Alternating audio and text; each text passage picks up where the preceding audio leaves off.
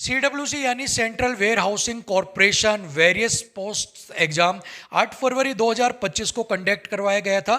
I hope आप में से जितने भी कैंडिडेट्स ने एग्जाम दिया होगा उनका एग्जाम अच्छा गया होगा। नेक्स्ट स्टेज आती है exam analysis and cut off की। सो आज की इस वीडियो में हम exam analysis and cut off के ऊपर बात करने वाले हैं, प्रीवियस ईयर कट ऑफ के ऊपर भी बात करने वाले हैं। सो काफ़ी इंपॉर्टेंट वीडियो आपके लिए रहने वाली है, वीडियो को एंड तक आप जरूर देखिएगा। सो चलिए बिना किसी देरी के वीडियो को स्टार्ट करते हैं। दोस्तों सबसे पहले हम बात करेंगे एग्जाम की अटेंडेंस को लेकर। इस बार जो एग्जाम की अटेंडेंस है वो आपको कम देखने को मिली है और इसके पीछे भी एक रीजन है। सबसे पहला रीजन है एडमिट कार्ड का डाउनलोड ना होना। बहुत सारे ऐसे कैंडिडेट्स हैं जिनके एडमिट कार्ड डाउनलोड ही नहीं हुए। लास्ट मोमेंट तक वो अपना एडमिट कार्ड डाउनलोड करने की कोशिश करते रहे, लेकिन पता नहीं क्या इशू आया, उनके एडमिट कार्ड डाउनलोड होकर ही नहीं दे रहे थे और इस वजह से वो कैंडिडेट्स अपना एग्जाम ही नहीं दे पाए।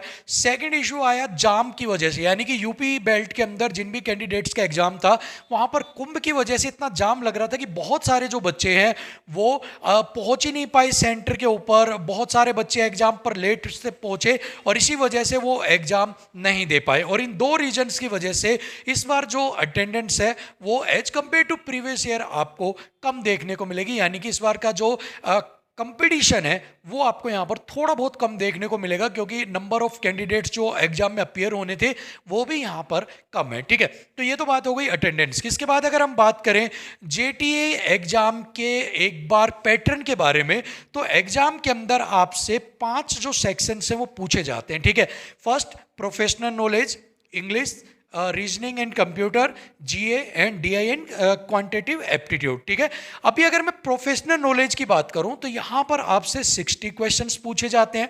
अगर इंग्लिश की बात करें तो 40 क्वेश्चंस, रीजनिंग कंप्यूटर के 30, जीए के आपके 40, डीआई एंड क्यूए के आपके 30 क्वेश्चंस हैं, ये आपसे पूछे जाते हैं। यानी कि टोटल 200 जो क्वेश्चंस हैं वो आपके यहाँ पर पूछे जाते हैं।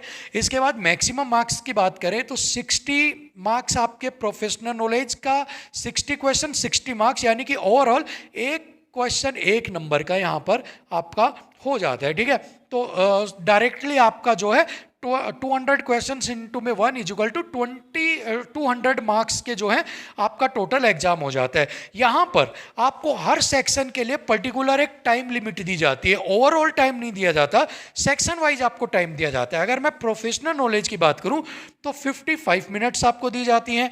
अगर बात करें इंग्लिश की तो 25 मिनट्स दी जाती हैं। अगर बात करें रीजनिंग कंप्यूटर की तो 25 मिनट्स आपको दी जाती हैं। जीए के अंदर 20 minutes and DI and quantitative aptitude के लिए आपको 25 मिनट्स वो दी जाती हैं और टोटल जो एग्जाम है वो 2 आवर्स एंड 30 मिनट्स का आपका होता है। ठीक है, सो अगर बात करते हैं इस बार के जेटी एग्जाम के अंदर, तो इस बार का जो जेटी एग्जाम है वहां पर आपसे सारे सेक्शन से पूछे गए थे। ठीक है, यानी आपसे प्रोफेशनल, इंग्लिश, रीजनिंग, जीए, डीआई, क्यूए जो है ये सारे सब्जेक्ट्स आपसे पूछे गए थे। सो इस बार का सबसे पहले हम बात करते हैं लेवल ऑफ एग्जाम के ऊपर। और ये जो लेवल ऑफ एग्जाम जो मैं आपको बता रहा हूं ना, ये बहुत सारे बच्चों के रिव्यू के बेस पर मैं बता रहा हूं।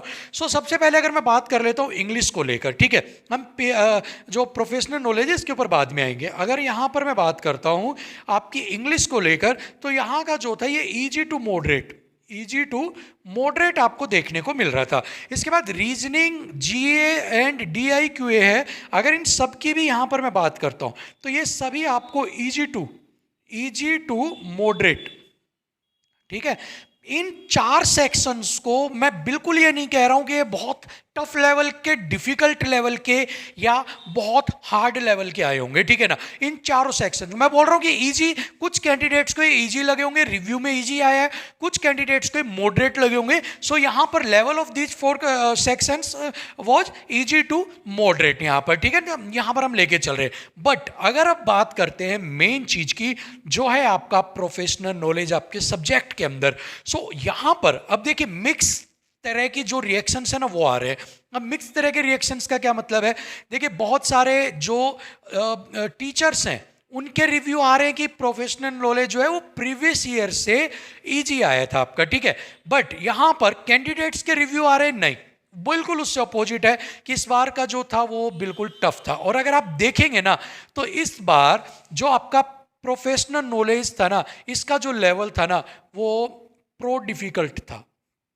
ठीक है, प्रो डिफिकल्ट का मतलब टफ, जो सबसे टफ जो था वो यहाँ पर आपको जो है सेक्शन प्रोफेशनल नॉलेज का देखने को मिला है, क्योंकि केमिस्ट्री हो गया, फिजिक्स के क्वेश्चंस हो गए, अदर जो क्वेश्चंस हो गए, उनकी वजह से ये सेक्शन जो है बिल्कुल टफ यहाँ पर बन जाता है, ठीक है ना। तो मतलब 4 सेक्शंस इजी टू सोल्व था आपके लिए कि आप इजी कर सकते हो, बट प्रोफेशनल नॉलेज जो था वो टफ था आपके लिए। उसके अंदर आपको अपने ब्रेन के साथ साथ सब कुछ अगर आपने अपना अप्लाई कर रखा है उसके बाद भी आपको जो है ये चीजें जो है वो आप सोल्व नहीं कर पा रहे थे, क्वेश्चंस के लेवल से आप मैच नहीं कर पा रहे थे। सो ये डेफिनेटली वाला जो सेक्शन है टफ है, और इसी सेक्शन की वजह से जो ओवरऑल आपका एग्जाम बन जाता है वो यहाँ पर डिफिकल्ट बन जाता है, ठीक है। अब ये डिफिकल्ट क्यों बन जाता है इसकी वजह से ये भी यहाँ पर आपको मैं क्लियर कर देता हूँ। देखिए इसके पीछे का एक रीजन है। अभी प्रीवियस ईयर 2023 की अगर मैं बात करता हूँ, ठीक है, अगर 2023 की अगर मैं बात करता हूं तो आपको पता होगा कि प्रीवियस ईयर के अंदर एक भी सिलेक्शन नहीं हो पाया, इवन सिंगल कैंडिडेट का भी सिलेक्शन नहीं हो पाया, सीडब्ल्यूसी ने एक भी कैंडिडेट को अपॉइंट नहीं किया। और इसके पीछे का एक रीजन है, बहुत अच्छा एक रीजन है, यानी कि एक अजीब भी रीजन और अच्छा भी रीजन आप कह सकते हो, ठीक है। यानी कि सीडब्ल्यूसी का एक रूल है कि आपके जो जितने भी सेक्शन है ना, इंग्लिश, ये सारे सेक्शन है ना, इनमें आपको एक मिनिमम, ठीक है, मिनिमम क्वालिफाइंग मार्क्स लाने जरूरी हैं, ठीक है। क्योंकि देखिए हर सेक्शन का अलग अलग यहाँ पर वेटेज है, हर सेक्शन का अलग अलग टाइमिंग है, और हर सेक्शन की अलग अलग मिनिमम मार्क्स भी हैं, ठीक है ना।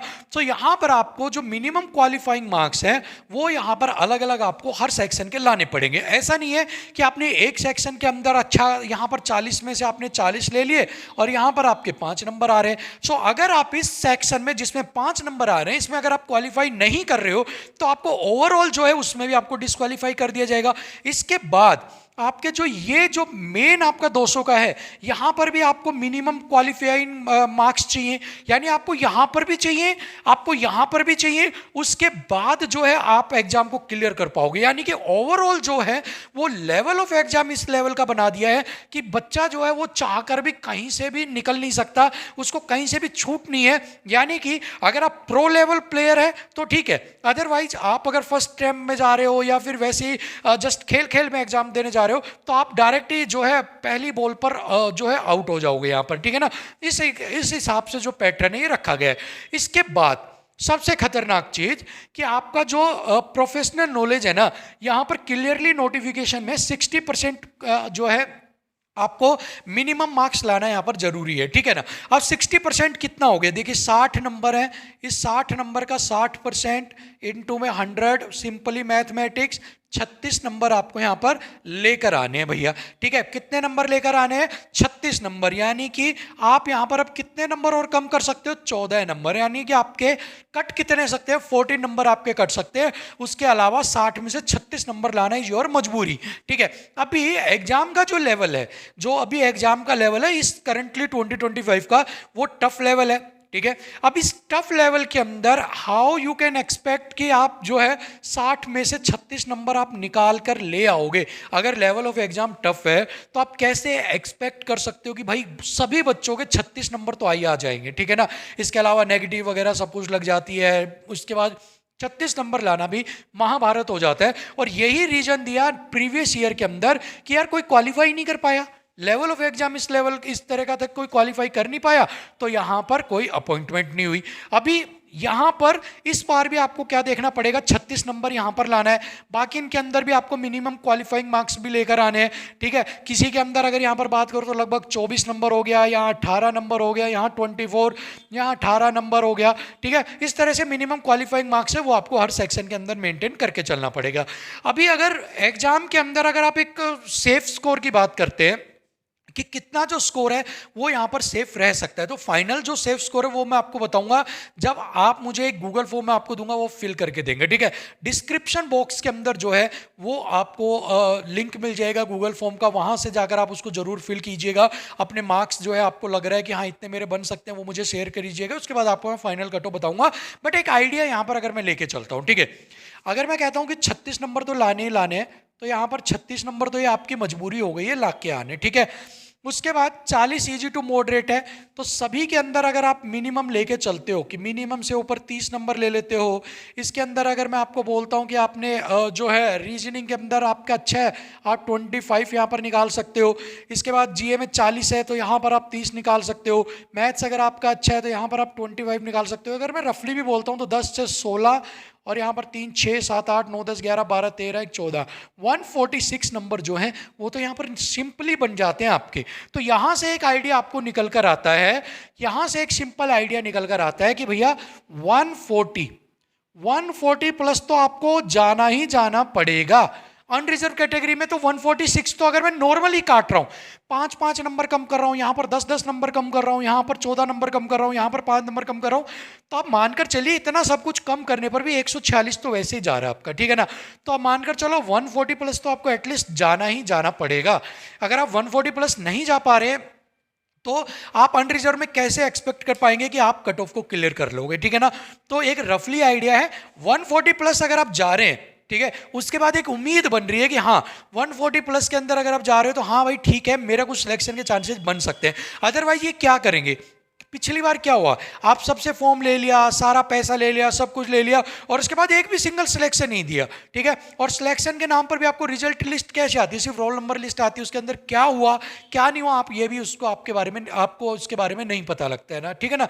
सो इस बार भी अगर सेम चीज कर दी तो बहुत सारे क्वेश्चंस हैं जिनका जवाब जो है वो यहाँ पर देना चाहिए सीडब्ल्यूसी को, और एक जो है क्लियरली सारा चीज़ें होनी चाहिए जिससे सारी चीज़ें क्लियर हो, ठीक है। बट फिलहाल के लिए जो सारी चीज़ें मैंने आपको बताई हैं, प्रोफेशनल नॉलेज जो है वो बहुत टफ बता रहे हो, टफ था, ठीक है। कैंडिडेट मूर्ख नहीं है, कैंडिडेट फूल नहीं है, कैंडिडेट बेवकूफ़ नहीं है, वो एग्जाम में बैठा है। हम सिर्फ उनके रिव्यू के बेस पर या हम पेपर, मान लो मुझे रीजनिंग आती है, मैंने ये पेपर उठाया, रीजनिंग सोल्व कर दी, मेरे लिए इजी हो सकती है, बट वो कैंडिडेट जो तैयारी कर रहे हैं उनका लेवल क्या है, क्या उनको टफ लग रही है, इजी लग रही है, वो डिफरेंट है। सो मेन जो कंसिडर किया जाना चाहिए वो कैंडिडेट्स का रिव्यू किया जाना चाहिए, और कैंडिडेट्स के अकॉर्डिंग जो प्रोफेशनल नॉलेज था वो टफ था एंड हार्ड है कि उसके अंदर 60% भी बहुत सारे बच्चे कवर कर पाएंगे या नहीं कर पाएंगे, ठीक है ना। बट ओवरऑल जो है ये बाकी चीज़ें तो इजी मॉडरेट थे, आप इजीली इनको कर लोगे। बट मेन जो प्रॉब्लम है वो मुझे लग रहा है कि यहाँ पर 36 मार्क्स वाला जो प्रॉब्लम है यहाँ पर ये जो है बीच में अटक सकता है बहुत सारे बच्चों का। और होप्स हो कि प्रीवियस ईयर की तरह ना हो कि बच्चों ने जो किया नेगेटिव वेटिव लगा के वो 60% को ना कर पाएँ या किसी एक सेक्शन के अंदर मिनिमम मार्क्स ना ले पाएँ। और अगर ऐसा होगा तो इस बार भी कभी प्रीवियस ईयर की तरह जो वैकेंसीज है वो फिल ना की जाए। बट होप्स हो कि इस बार जो है ऐसा नहीं होगा, बच्चे जो है उनको सिलेक्शन जो है मिल जाएगा और उनकी ज्वाइनिंग करवाई जाएगी।